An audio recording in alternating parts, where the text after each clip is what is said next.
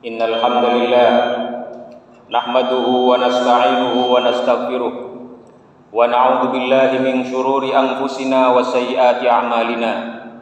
May yahdihillahu fala mudhillalah wa may yudlil fala hadiyalah. Ashhadu an la ilaha illallah wahdahu la syarikalah wa ashhadu anna Muhammadan abduhu wa rasuluhu la nabiyya ba'dah. Ballaghar risalah wa addal amanah wa nasaha li hadhihi al-ummah wa tarakaha 'ala al-mahajjatil bayda'i lailuha kanahariha la yazihu anha illa halik. Allahumma salli wa sallim wa barik ala nabiyyina Muhammadin wa ala alihi wa ashabihi wa man tabi'ahu bi ihsanin ila yaumiddin. Wa qad qala Allah ta'ala fil Qur'anil Karim ba'da a'udzu billahi minasyaitonir rajim. Ya ayyuhalladzina amanu taqullaha wa qulu qawlan sadida yuslih lakum a'malakum wa yaghfir lakum dzunubakum wa may yuti'illaha wa rasulahu faqad faza fawzan 'azima. Ma'asyiral muslimin, sidang salat Jumat yang mudah-mudahan senantiasa dikarunia kerahmatan dari Allah Subhanahu wa taala. Yang pertama dan yang utama, khatib mengajak al-faqir, diri khatib sendiri dan para jamaah sekalian, marilah kita senantiasa berupaya untuk selalu mengevaluasi dan meningkatkan ketakwaan kita kepada Allah Subhanahu wa taala. Ketakwaan dalam arti yang sebenar-benarnya, yaitu rasa takut kita kepada Allah Subhanahu wa taala sehingga kita mudah untuk mengerjakan semua perintah-perintahnya dan menjauhi segala larangan-larangannya. Ma'asyiral muslimin yang dirahmati Allah Subhanahu wa taala, dalam Al-Qur'anul Karim ada banyak surat-surat dalam Al-Quran yang redaksinya, kalimat-kalimatnya pendek, jumlah ayatnya sedikit, tetapi memiliki kandungan dan makna yang sangat dalam sekali. Salah satu di antara surat pendek yang layak untuk senantiasa kita renungkan, kita coba pahami isinya, dan kemudian kita serap makna dan nilai yang dikandung di dalamnya, itu adalah surah Al-Insyirah. Surah Al-Insyirah ini atau suratul syarah ini merupakan salah satu surat yang Allah Subhanahu wa taala turunkan kepada Rasulullah sallallahu alaihi wasallam sebelum beliau berhijrah dari Mekah ke Madinah. Pada fase itu Rasulullah sallallahu alaihi wasallam menghadapi situasi yang sangat sulit. Situasi di mana posisi kaum umat Islam saat itu berada dalam keadaan lemah, di mana keadaan mereka ditekan, disiksa, dan mendapatkan satu perilaku, satu perlakuan yang sangat tidak baik dari orang-orang kafir Quraisy saat itu dan beberapa kabilah-kabilah Arab yang lainnya. Nah, karena itu surah Al-Insyirah ini layak kita lihat dalam konteks bagaimana Rasulullah SAW menghadapi satu situasi yang sulit dan diberikan surat ini, yaitu surah Al-Insyirah, surat yang menjelaskan tentang kelapangan dada Rasulullah SAW. Di sini Allah Subhanahu wa taala berfirman, "A'udzubillahi minasyaitonir rajim. Bismillahirrahmanirrahim. Alam nashrah laka sadrak." Bukankah kami, kata Allah Subhanahu wa taala, telah melapangkan bagimu dadamu wahai Nabi Muhammad. Kata syarah as-sadr, melapangkan dada, kata syaraha yashrahu itu sebenarnya bisa dimaknai dengan dua makna sekaligus. Bisa bermakna membedah. Maka dari itu istilah pembedahan dalam istilah medis di zaman sekarang dalam bahasa Arab itu disebut dengan at-tasyrih, yaitu operasi bedah. Karena diambil dari kata syaraha yashrahu, yaitu membedah dada.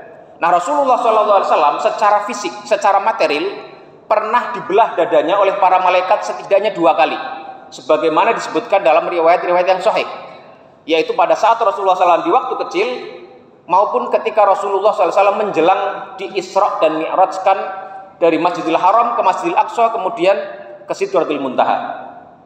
Tetapi makna syaraha yasrahu yang dikandung dalam ayat ini itu lebih cocok maknanya kepada makna yang bersifat imaterial, kepada makna yang non fisik, non badani. Karena di sini Allah Subhanahu wa taala kemudian menyebut setelahnya beberapa penjelasan yang mengindikasikan bahwasanya kata syaraha yasrahu itu menunjukkan makna yang non material. Kembali ke ayat tadi, Allah Subhanahu wa taala berfirman, alam nashrah laka sadrak. bukankah kami telah melapangkan bagimu dadamu wahai Nabi? Kelapangan dada adalah sebuah istilah yang menunjukkan kepada banyak hal. Orang yang lapang dada itu adalah ekspresi dari kebahagiaan seseorang. Kalau seorang lapang hatinya, segala sesuatu yang aslinya menyakitkan bisa menjadi satu hal yang menyenangkan, atau setidaknya tidak menyakitkan baginya. Orang yang lapang dadanya, ada permasalahan-permasalahan yang dia hadapi, tidak akan menyebabkan hatinya menjadi sempit dan kemudian gundah gulana.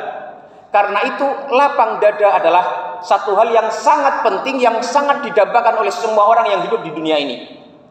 Karena itu Nabi Musa alaihissalam, ketika beliau diutus oleh Allah Subhanahu wa taala untuk menjadi seorang nabi dan rasul, maka doa pertama yang beliau ucapkan adalah Rabbi ishrah li sadri. Rabbi ishrah li sadri. Rabbi wahai Rabbku, ishrah li sadri. Lapangkanlah dadaku. Karena kelapangan dada itu menjadi prasyarat dasar seseorang bisa mengarungi kehidupannya dengan baik. Orang yang dadanya sempit, kadang satu hal yang mudah pun menjadi masalah buat dia. Ada satu hal yang gampang menjadi sulit baginya. Satu hal yang ras aslinya adalah satu hal yang mengasyikkan menjadi tidak mengenakkan baginya karena dadanya sempit.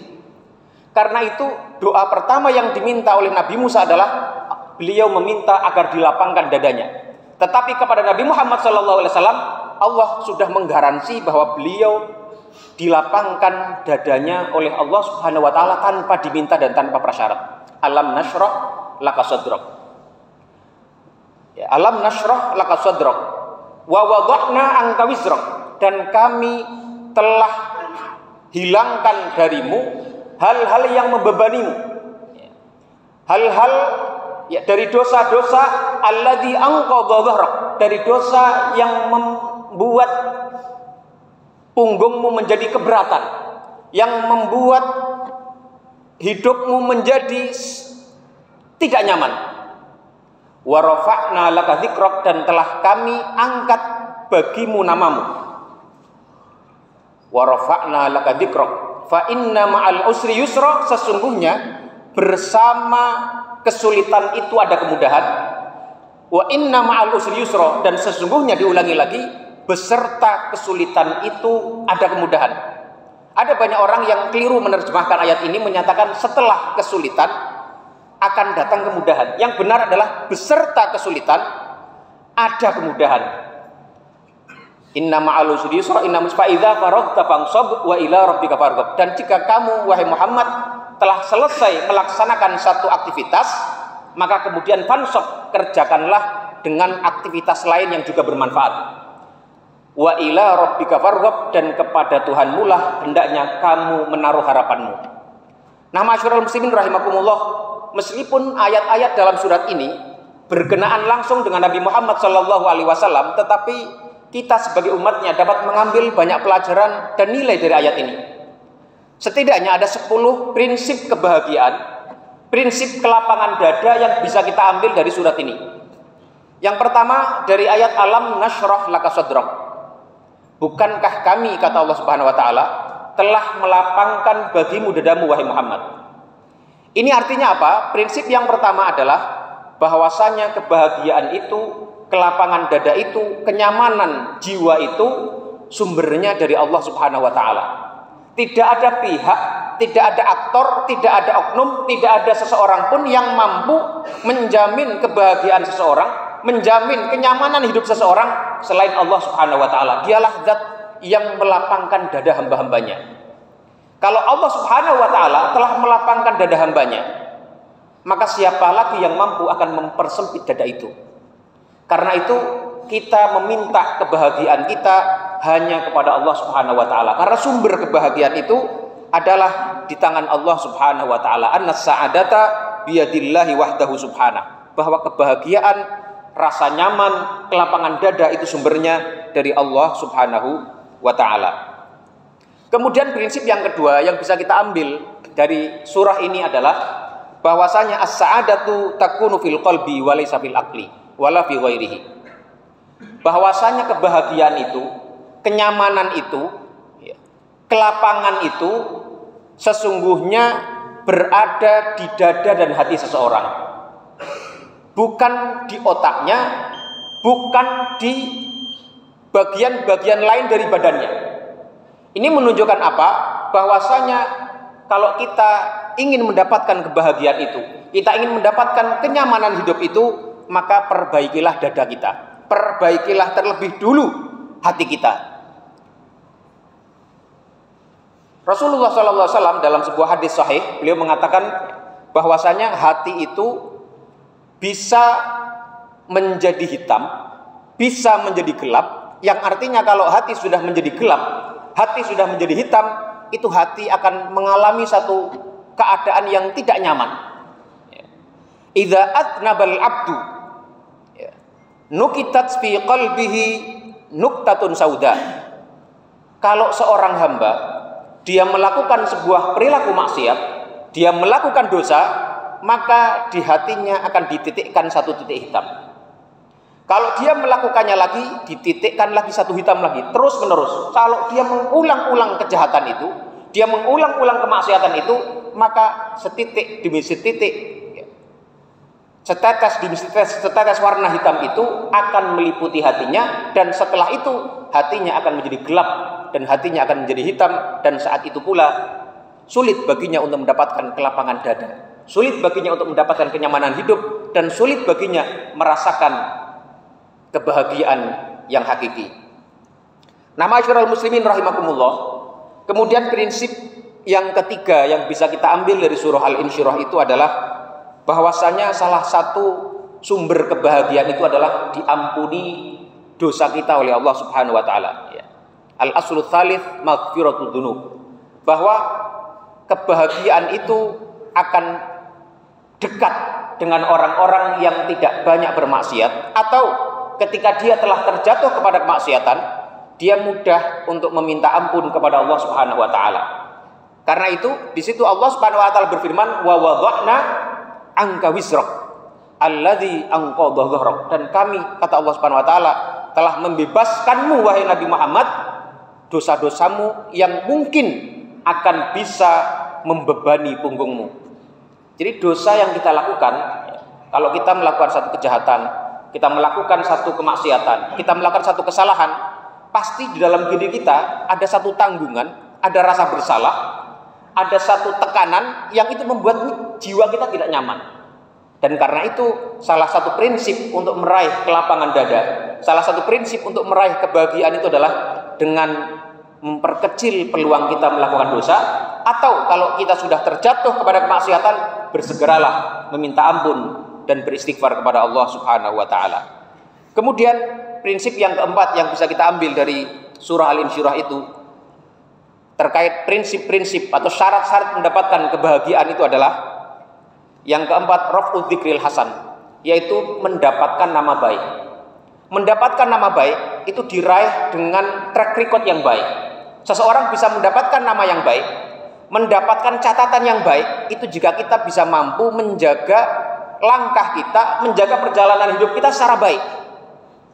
Jadi kalau kita tidak menjaga perilaku kita saat ini, mungkin saja 10 tahun kemudian, 12 tahun kemudian, ada orang yang akan mengorek kembali kesalahan kita di masa lalu. Kalau kita tidak menjaga perilaku kita hari ini, mungkin esok hari ada orang yang menyalahkan kita, mencari kesalahan-kesalahan kita. Karena itu nama baik, reputasi yang baik, track record yang baik itu adalah salah satu syarat dan prinsip mendapatkan kebahagiaan yang hakiki. Tanpa nama baik, tanpa reputasi yang baik, akan sulit bagi kita mendapatkan kenyamanan itu. Tetapi ma'asyiral muslimin yang dirahmati Allah Subhanahu wa taala, nama baik itu bukan kita cari kepada manusia. Kita selama mencari kebaikan kepada manusia, tentu kita tidak akan mendapatkan nama baik yang sempurna. Karena apa? Karena meminta atau mencari, menuntut kerelaan semua manusia itu adalah sebuah tujuan yang tidak akan mungkin tercapai. Kalau kita mencari kerelaan, mencari pujian, mencari apresiasi dari seseorang, mungkin saja orang yang lain tidak akan mengapresiasi kita. Tapi kalau kita mencari apresiasi, kita mencari ridho dari Allah Subhanahu wa taala, disitulah kita akan mendapatkan keridhaan, apresiasi yang semestinya, apresiasi yang hakiki, yang dari situ nanti terciptalah dan terlahirlah nama baik yang sesungguhnya. Kemudian prinsip yang kelima dari surah Al-Insyirah itu adalah kebahagiaan itu bisa diperoleh kalau seorang paham bahwasanya ma khalaqallahu usran bila yusrin. Tidaklah Allah Subhanahu wa taala menciptakan kesulitan itu kecuali bersamanya datang kemudahan. Dan ini jarang sekali dipahami oleh kita. Ketika kita mendapatkan musibah, ketika kita mendapatkan masalah, ketika mendapatkan satu tekanan, mendapatkan satu kesulitan, kita jika tidak memahami konsep ini bahwasanya inna ma'al usri yusra, bersama kesulitan ada kemudahan, kita akan gundah senantiasa.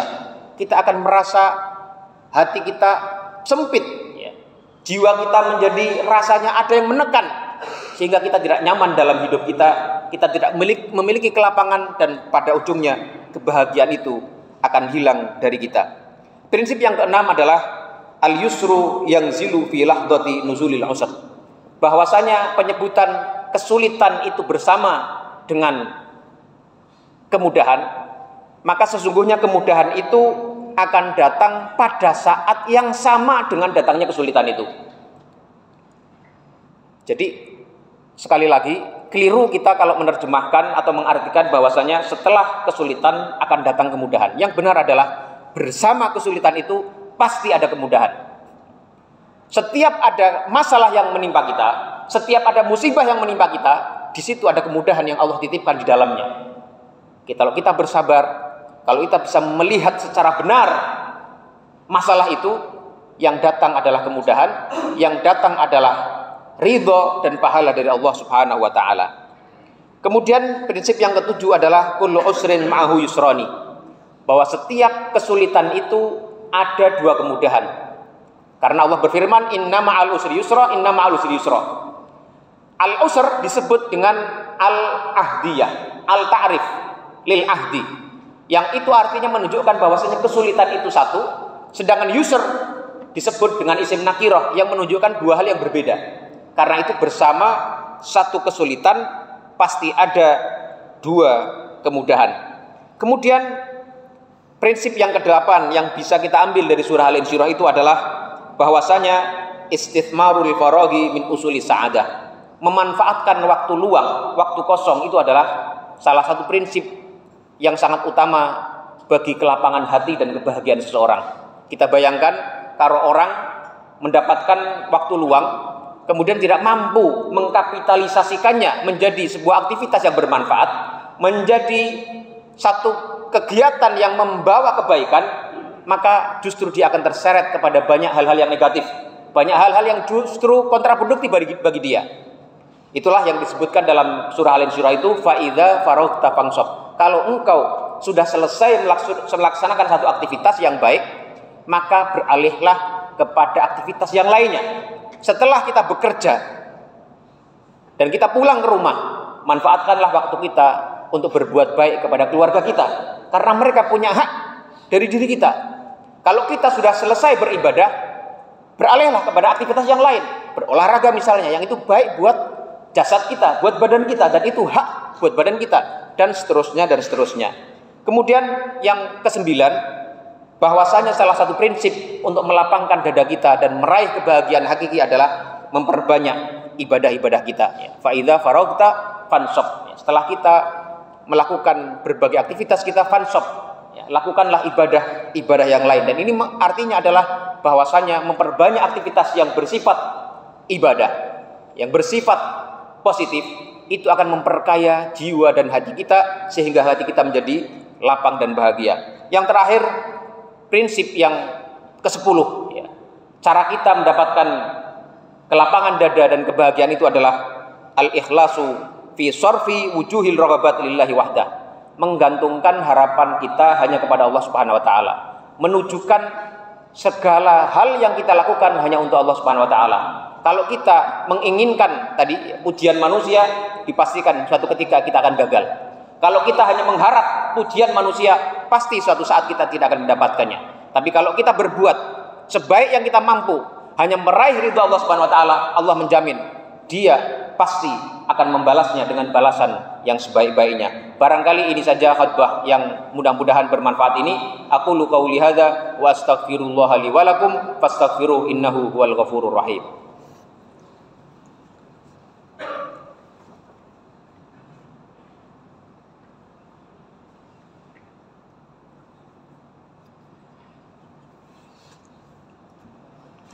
Alhamdulillahi wa kafa wassalatu wassalamu ala rasulihil ladzina istafa wa ala khatamihim al-mujtaba nabiyina wa maulana Muhammadin wa ala alihi wa ashabihi wa man ihtada bihadihi min ahli sidqi wal wafa amma ba'd.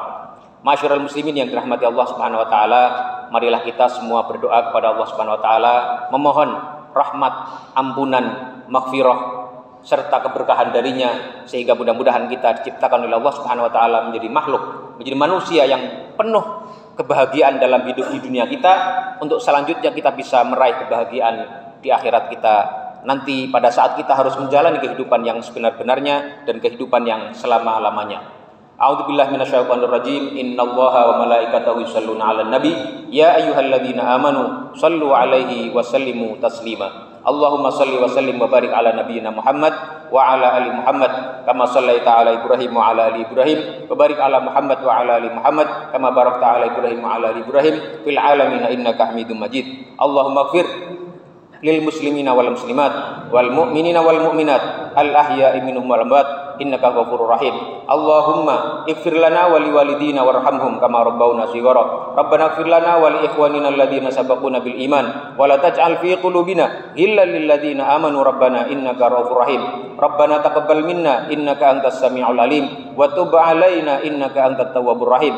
Allahumma arinal haqqa haqqan warzuqna tiba'ah wa arinal batila batila warzuqna jinabah. Allahumma a'izal Islam wal muslimin. Allahumma a'izal Islam wal muslimin. Allahumma ansuril mujahidina fi Palestin. Allahumma ansuril mujahidina fi kulli makan. Allahumma ahlik al-a'da as-sahayina ta'adaka a'dadin. Allahumma shattit shamlahum wa mazziq jam'ahum wa zalzil aqdamahum wa alqi fi qulubihim ru'ba innaka ala kulli syai'in qadir. Rabbana atina fid dunya hasanah wa fil akhirati hasanah wa qina adzabannar. Subhana rabbika rabbil izzati amma yasifun wa salamun alal mursalin alhamdulillahi rabbil alamin. Ibadallah, innallaha ya'muru bil adli wal ihsan wa ita'i dzil qurba wa yanha 'anil fahsya'i wal munkari wal baghi ya'idzukum la'allakum tadhakkarun. Aqimis shalah. Allahu akbar.